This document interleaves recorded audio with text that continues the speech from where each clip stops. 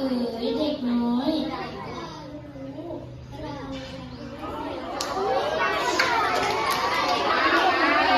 เราจะได้มีวิชา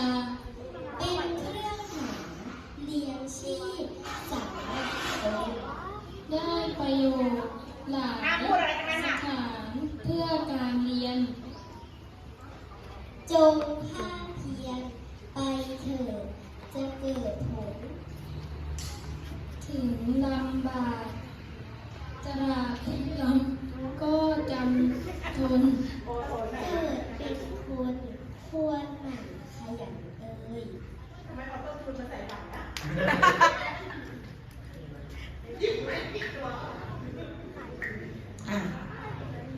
พร้อมจะทายไหมคะ คุณคิดว่านักอ่านปริศนาคนนี้คือใครคะ ชวันพระสอนสีดีครับ ด้านในว่ายังไงคะ พ่อ